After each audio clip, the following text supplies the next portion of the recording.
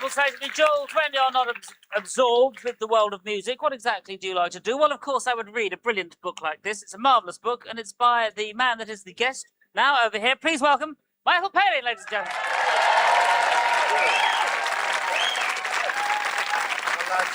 It's a superb book.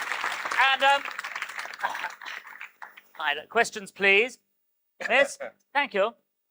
No rush. No rush.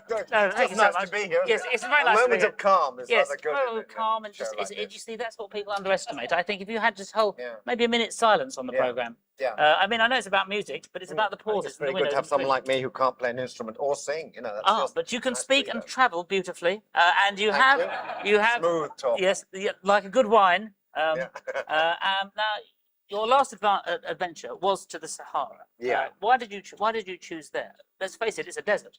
Yeah, well, that was exactly why, because it was unknown, and I always wanted to be an explorer when I was young. I mean, that was my great ambition. And the Sahara seemed one of the few places in the world that hasn't yet been explored. I mean, there's a chance in the middle of the Sahara of going to places where no one had been to before. Also, I thought it might annoy the BBC a bit to say, you know, where would you like to go next? Well, the Sahara. Isn't it all sand? And I said, yes, but many different kinds of sand. But it was really basically to make a good adventure. I mean, what do you take with you? You are an expert traveller, let's face it. What do you travel with before you as go little out? as possible. I mean, really, travel as light as possible. I just take, you know, some underwear, shirt, and lots of water. Always a clean and toilet pants? paper.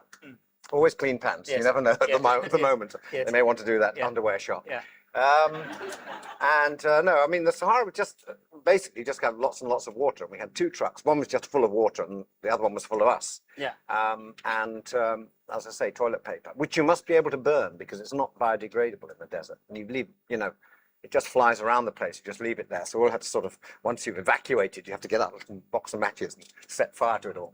That's quite tough going, isn't it? Mine was explosive. Really dangerous. Hey, I'm going to show them. No, I won't. I'll show the marks later.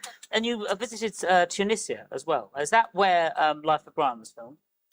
Yeah, exactly. That's where the crosses were put up on the sort of southern part near the desert. And then we also filmed at Monastir, which is by the sea in this wonderful old fortress. Did you go back there? Yeah. I mean, I quite enjoyed going back. The thing is that the fortress where we filmed is now very sort of, it's a sort of tourist place, and it's all very cleaned up and everything. And I wished that some of the Python stuff was still left there, some of the things we'd built. And there were school parties going around looking at these blank stones, and I felt, you know, if they could see Graham Chapman leaping off the tower and being caught by a flying saucer, it'd be more interesting, it would be more fun. Yeah, exactly. And more historic. Yeah. And of course, the other thing is that was a film produced by George Harrison, wasn't it? Why was George Harrison important as a film producer in England? Well, it's important to us because he saved Life of Brian. The people who were going to finance it, suddenly the head of the company looked at the script and said, we can't touch this.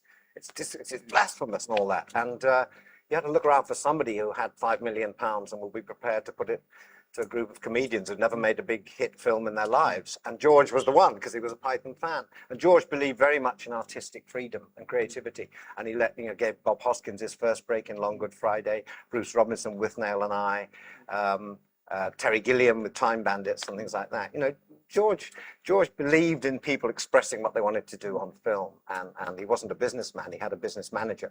I think in the end, you know, like all these things, if you don't understand the business, it's not going to work out. But he made some great movies, and Handmaid's Slate was one of the, I mean, they made 30 or so movies in the 70s and 80s, which are some of the best British films. Yeah. Of all time. So a great producer. Yeah. I mean, and in fact, that brings what you're saying about the artistic freedom. We have some footage of George we're going to show, and this is the last film of him performing, which is an old song called Between the Devil and Deep Blue Sea. And I think, as he can't be here in person, we should have a look at it and maybe have a round of applause for George Harrison and for Michael Palin. Here's George. I want to cross you off my list, but when you come knocking at my door, fate seems to give my heart